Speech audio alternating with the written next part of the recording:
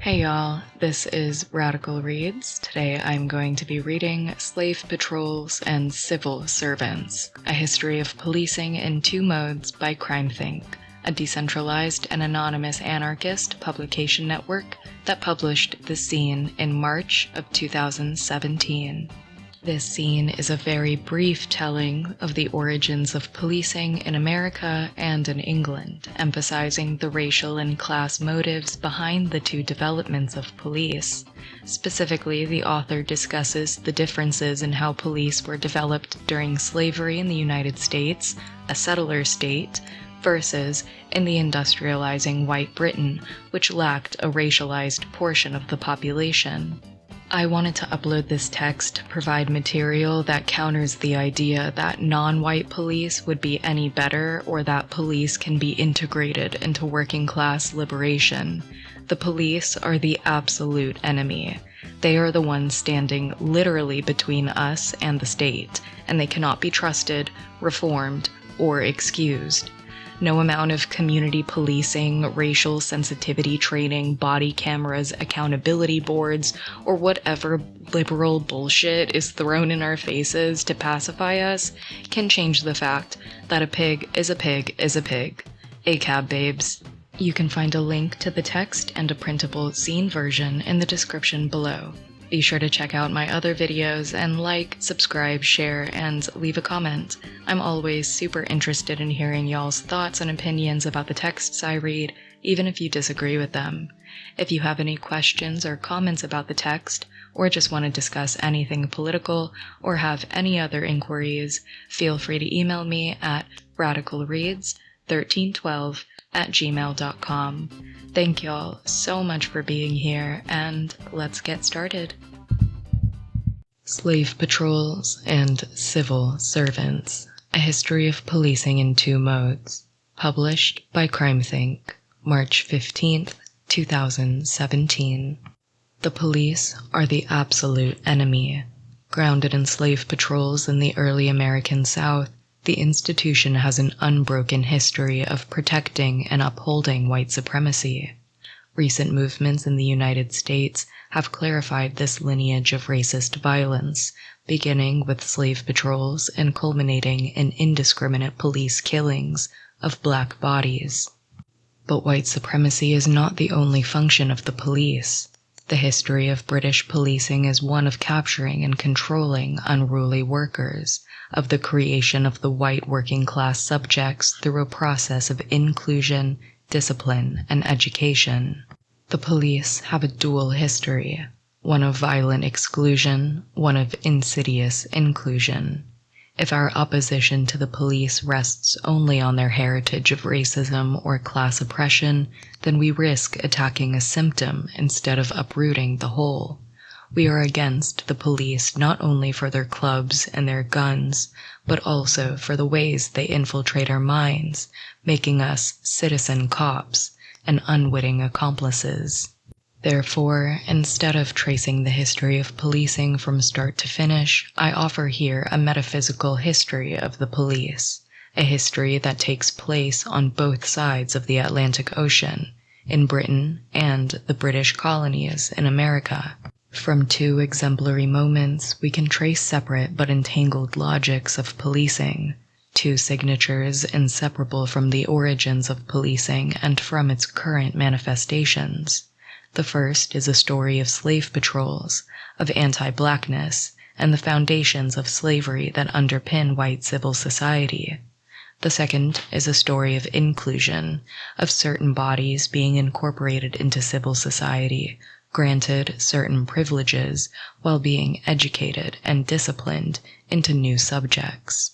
Absolute violence and contingent violence, punishment and discipline, racism and cybernetics, slave patrols and crowd control. These are some of the binaries that continue in contemporary policing. Separate but sharing a common body, these continuing stories are like the two hands of the state. One offers a friendly handshake, the other extends only a gun. We begin our tale in 1819. Two moments of policing. South Carolina, 1819.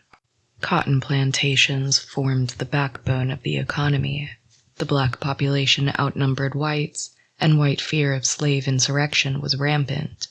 The South Carolina General Assembly enacted a law requiring all white men over the age of 18 to participate in slave patrols, punishable by a fine of $2 and 10% of the offender's last taxes. Slave patrols in South Carolina, while ongoing since 1671, transformed in this moment from the responsibility of slave owners to the responsibility of all white society. Patrols rode through the countryside and the cities, terrorizing any black person found outside after dark, checking passes, and raiding homes in search of weapons or plans of revolt. The new law followed 2 attempted insurrections and reflected a growing fear among propertied whites of widespread slave rebellions. This law served to deputize all of white society against black slaves and freedmen. Quote, "Slave patrols had full power and authority to enter any plantation and break open Negro houses or other places when slaves were suspected of keeping arms, to punish runaways or slaves found outside their plantations without a pass, to whip any slave who should affront or abuse them in the execution of their duties, and to apprehend and take any slave suspected of stealing or other criminal offense and bring him to the nearest magistrate." End quote. These slave patrols gradually became more professionalized and institutionalized until evolving directly into the modern American police force. St. Peter's Field, Manchester, Great Britain, August 16, 1819.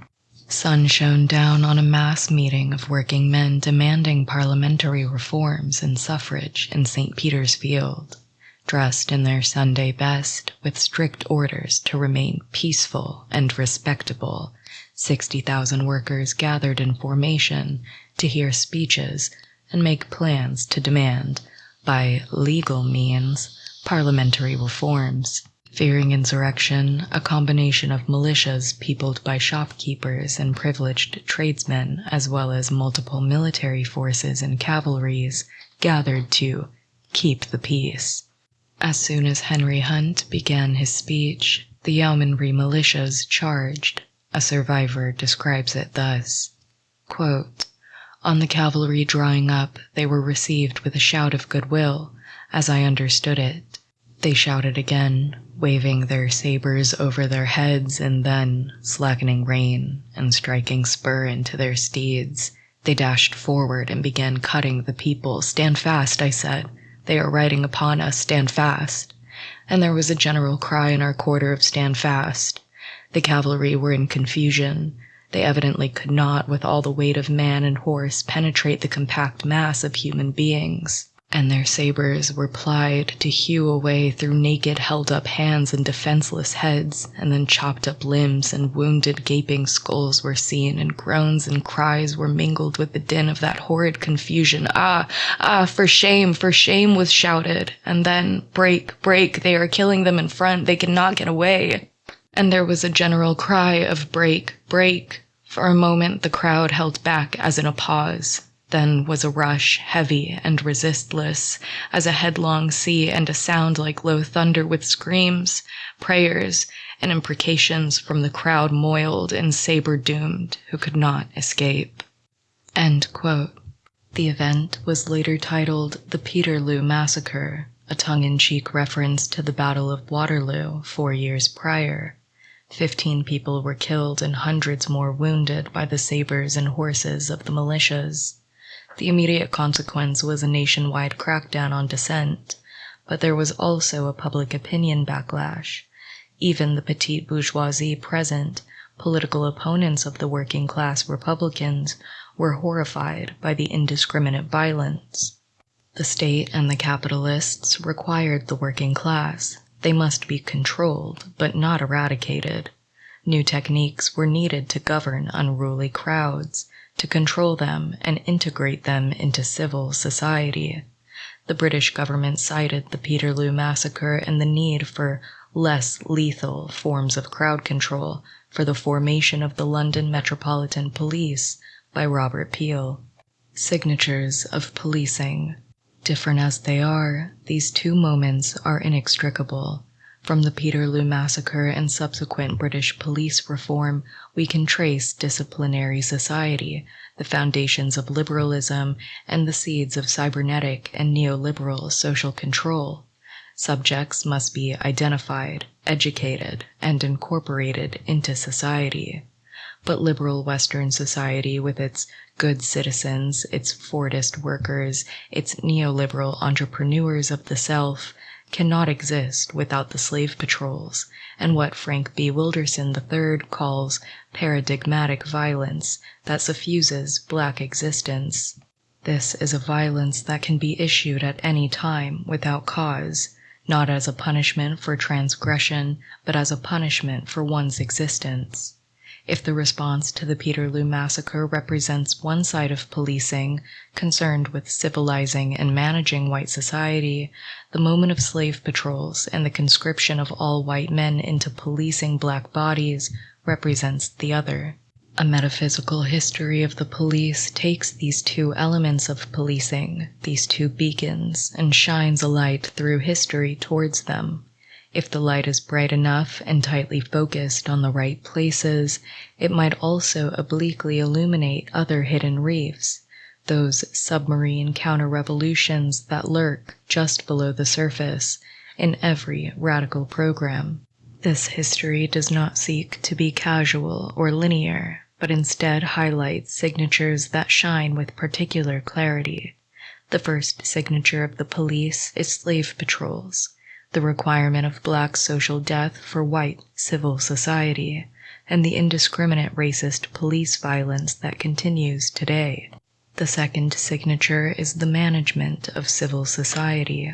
Starting from two different contexts, the antebellum American South and industrializing Britain, these signatures carry through to the present until they combine in the dual function of the modern police: management and exclusion, contingent violence against transgressors, and absolute violence against racialized bodies. The techniques required by these motives bleed into one another, while the originary split remains.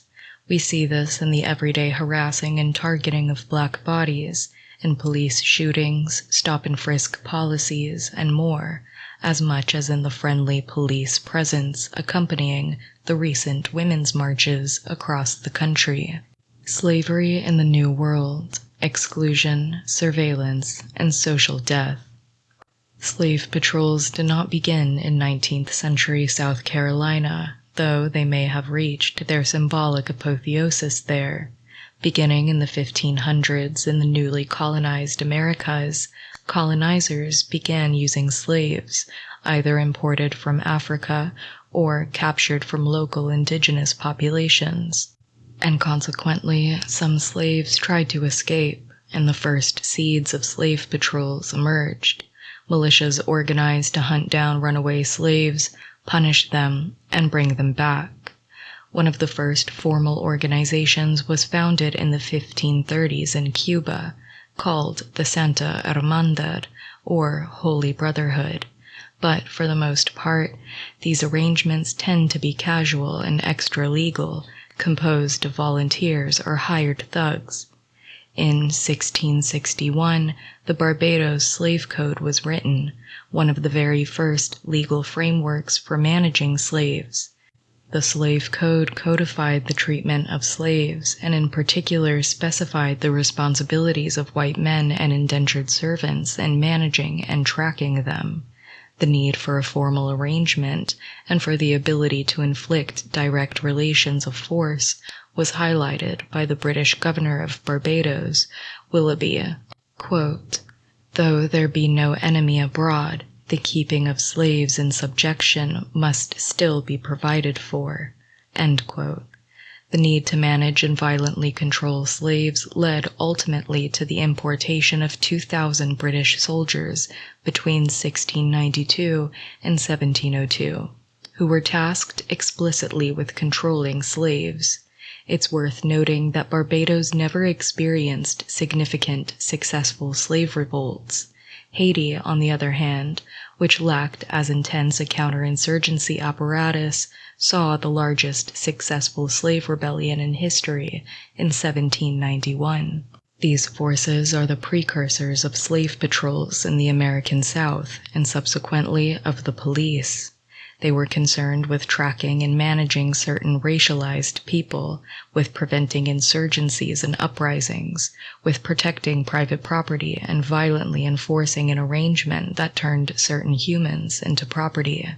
Slave patrols went through a variety of iterations, regionally and historically, before we reach 1819 and the mandatory conscription of white men. This is the example par excellence of the logic that Frank Wilderson III describes. Quote, "White people signifying presence is manifested by the fact that they are, if only by default, deputized against those who do magnetize bullets. In short, white people are not simply protected by the police, they are, in their very corporeality, the police." End quote. This logic is extended with the introduction of slave passes in the rapidly industrializing South and lantern laws in New York City.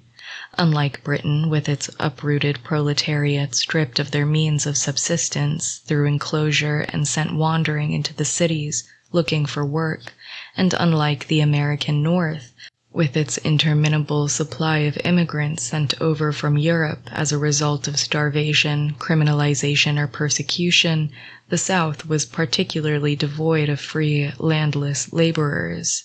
As a consequence, slave owners begin renting their slaves out to industrial capitalists. This practice, incidentally, never ended, but today takes the form of prison labor, being rented out to various factories, corporations, and agricultural operations. The increasing mobility of slaves, traveling on their own to factories with passes from their plantations, led to an increased need to police public urban spaces.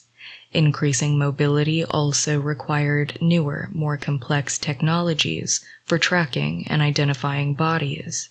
At first, there was the handwritten pass, and then, in various states and at various times, there were printed forms, metal badges, and other early forms of identification, the precursors to passports and state IDs that we all carry today. Likewise, in New York City, lantern laws introduced in the 18th century after failed slave insurrections required all slaves to carry a lantern when traveling in the city after dark.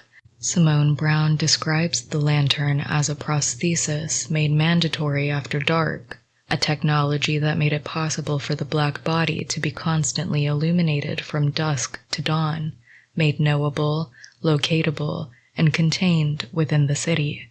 Subsequent additions to the law also forbade assembly, the carrying of weapons, riding on horseback through the city by trotting fast, or in some other disorderly fashion, gaming and gambling, along with other regulations to the racialized body in the city.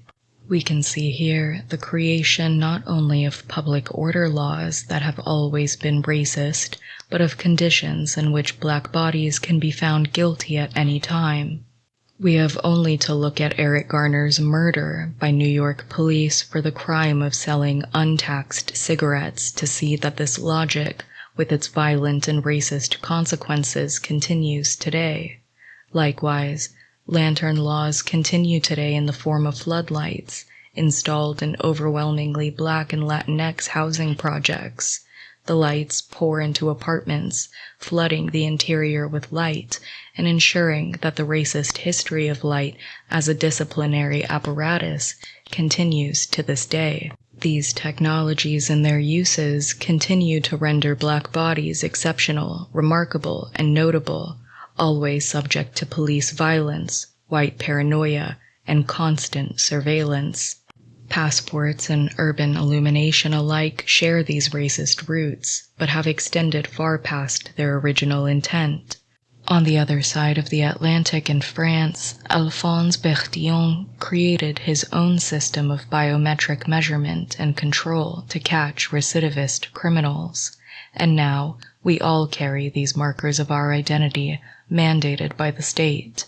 Through this process, the state uses pseudoscientific methods to justify existing oppression by identifying certain physical markers, linking them to race and deviance, and creating the appearance of a neutral social order. But biometric identification, while beginning in excluded populations, quickly spreads to encompass all of society. As the policing of cybernetic management and the policing of violent white supremacy share tactics, they begin to bleed into one another. Individuals benefiting from white supremacy suddenly find themselves subject to some of the same mechanisms of control. This explains in part the angry white libertarian who can in the same breath denounce the police for enforcing government regulations and the criminal protesters who fight them, or the Blue Lives Matter supporter who is also in an anti-government militia. Counterinsurgency in Europe. The creation of white civil society. 10 years after the Peterloo massacre, London still lacked a formalized police force. In contrast to the French gendarmerie, military police directly involved in counterinsurgency efforts, London's policing apparatuses were scattered and unprofessional, consisting of often drunk night watches, tax collectors, thief-takers, and detectives. The public backlash from the Peterloo massacre and a desire to appear different from the obviously repressive function of the gendarmerie led the British Parliament to create the London Metropolitan Police in 1829. This police force, professional, uniformed, and unarmed, was largely inspired by Robert Peel's Royal Irish Constabulary, a police force established in occupied Ireland. As usual, mechanisms of control and repression begin in the management of specific excluded populations, colonies, slaves, criminals, etc., and then gradually expand to incorporate the entirety of a population. This is a process that continues today, as repressive techniques developed by the U.S. military in Iraq against popular insurgencies are brought home to manage mass protests, or when the Oakland police received training from the Bahraini military in counterinsurgency and crowd control techniques during the Occupy movement. Despite their repressive function, the London Metropolitan Police were, from the start, intended to be part of the working class. Robert Peel empathetically believed that police work should be performed by working class men, supervised by working class men. While their function was primarily one of crowd control, they participated in daily patrols, designed to familiarize themselves with neighborhoods and communities, a precursor to today's community policing model. David Whitehouse sums up the division neatly, quote, "When the London police were not concentrated into squads for crowd control, they were dispersed out into the city to police the daily life of the poor and working class. That sums up the distinctive dual function of modern police. There is a dispersed form of surveillance and intimidation that's done in the name of fighting crime, and then there's the concentrated form of activity to take on strikes, riots, and major demonstrations." End quote. The policing of daily life is of particular interest here. With the new concentration of large populations in London came new attempts to use outdoor and public space for collective needs. Workers lived in miserable, cramped conditions, and many people who came to the cities didn't have work. People began to use public spaces for assembling, for informal markets, for selling stolen goods, and for entertainment. police patrols enforced public order laws that were directed towards the poor and working class, and an intensively patriarchal Victorian morality, specifically regulating and controlling the movement and activity of women's bodies in public. While there is certainly some similarity here with the racialized public order policing in New York City, there is an important difference. Slave patrols in the American South and public order policing in northern cities were based on an explicitly racial order. It was the duty of white men and citizens to apprehend and punish slaves or freed black people who were found violating these ordinances. In London, however, while the laws being enforced were clearly based on class and gender divisions, those doing the enforcing were also of the working class. Absolute violence, justified by real or imaginary transgressions, was not an option. The police exercised contingent violence in the process of class self-management. The backlash from the Peterloo massacre demonstrated that the state could not treat citizens as dispensable. Instead, civil society depended on an educated, civilized, and managed working class. On the rainy spring day of April 10, 1848, the Chartists planned a mass demonstration in Kennington Common. In many ways, the demonstration had similar goals, though more progressed, to that in St. Petersfield in 1819. As in 1819, the government was fearful of the crowd. Revolution swept Europe in that year, shaking the feudal system to its core. As in 1819, there was a large military presence, prepared to squash dissent. And, as in 1819, the demands of the crowd were essentially democratic and reformist: male suffrage, the elimination of property requirements for members of parliament, and so on. It was a demonstration of a part of the working class, clamoring for the participation in the institutions and structures that constituted civil society. Unlike in 1819, however, the London Metropolitan Police were present, including Robert Peel. Armed with truncheons, organized into disciplined battalions, the police were prepared to disperse the crowd if necessary. But there was no cavalry charge this time, no slashing of sabers or blood spilled in the rain.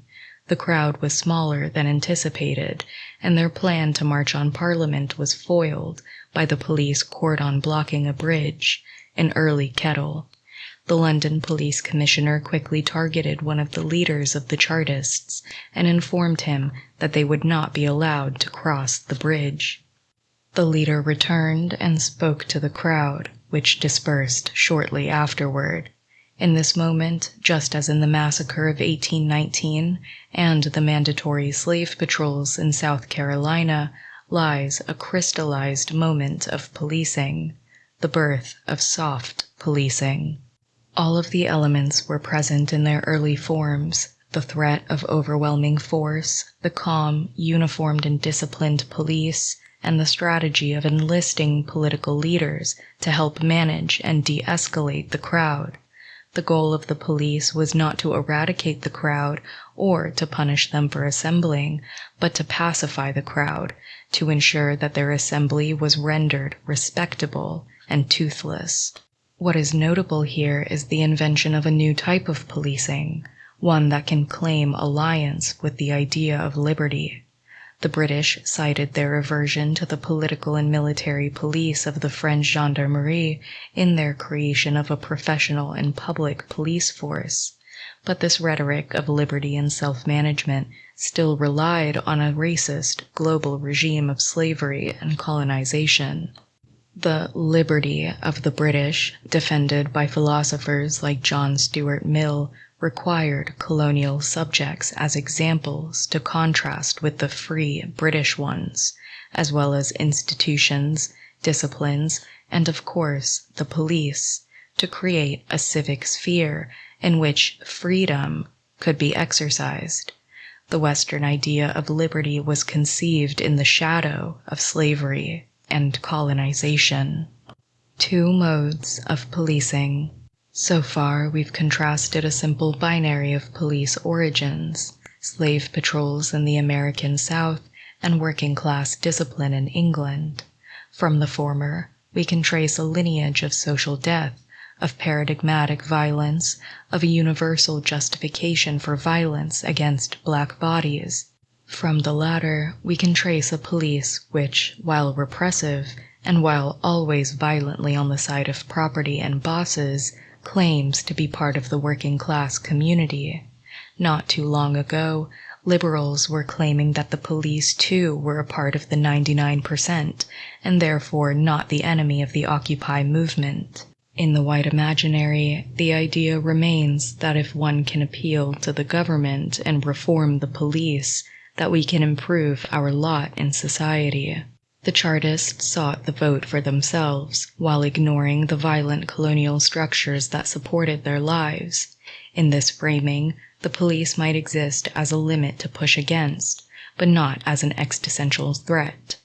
Frank Wilderson sums up this relation neatly in his condemnation of socialist coalition politics, which are able to imagine the subject that transforms itself into a mass of antagonistic identity formations that can precipitate a crisis in wage slavery, exploitation, and hegemony, but are asleep at the wheel when asked to provide enabling antagonisms towards unwaged slavery, despotism, and terror. This willingness of white people to accept the regulations of the police in exchange for some benefits and privileges explains why anti-police movements primarily erupt in black communities and communities of color. The Black Lives Matter movement has popularized the idea that the police evolved from slave patrols in the South. This is an important evolution and opens up new space for anti-police movements to grab hold in the mainstream. At the same time, an analysis of the police that understands them only as evolved from slave patrols and primarily as a tool of white supremacy leaves us with a partial story. It is a narrative that is particularly conducive to ally politics. If the police are primarily bad because they are racist, then the only role for white people is as allies. Anti-police work then easily becomes limited by a moral imperative of charity rather than a strategic and ethical linkage of struggles. It becomes impossible for white people to fight the police on their own terms, and for us all to find strength together, fighting because our causes are linked. At the same time, analyses of social control as an array of cybernetic management techniques often ignore the very real and very brutal violence that defines policing of communities of color. When Deleuze and Tikkun speak of soft policing, or the other ways that social media dulls our senses and restricts our political imagination, they erase the jackboots on the ground of police in communities of color or resistance. If we understand policing as a spectrum of tactics and techniques drawn from both slave patrols and civil servants, then we begin to see that policing adapts itself to what is socially permissible. That is, they use the violence they can get away with. This modulation of violence flies in the face of the idea that we are all equal before the law. The problem is not that the law is applied unfairly and needs to be reformed, but that law and policing require this differentiation. John Stuart Mill realized this from the start and built it into his own framework of civilized liberty. Liberty was to be reserved for those who were responsible and had been fully integrated into self-management. As Lisa Lowe puts it, this formulation justified in Mills's writings the despotism of colonial rule for those unfit for representative government. We see this logic at play every single time politicians and police condemn black communities for rioting, every time Trump talks about the carnage in Chicago or Baltimore as a justification for sending in federal agents, every time right-wing trolls call for the police to use live ammunition against savage protesters. A better understanding of police and control allows us to develop a more nuanced critique of social control, civil society, and white supremacy, and to discover more ways to intervene in and disrupt mechanisms of control. Opposition to the police must not come from an abstract morality in which the privileged recognize their unjust impact on other communities, but from our shared needs and desires. The police stand between all of us and a free world. Seeking the moral high ground in anti-police struggles will only lead to respectability politics or to minor reforms that integrate some privileged few more fully into whiteness and civil society. Instead of symbolic protest, we should disrupt their ability to police. We can sabotage the soft management and surveillance enabled by social media, the jail cells and police cars that form the backbone of their coercive power, and the weapons factories that supply them. A free world requires the destruction of policing. And that's the end of the text. Thank you all for listening. I hope you enjoyed and learned something interesting and radicalizing. It's always super cool to hear y'all's perspectives, so feel free to leave a comment letting me know what you thought. Be sure to check out my other videos and like, subscribe, and share. Again, thank you for being here, and until next time, I'm leaving y'all with love and solidarity from the South.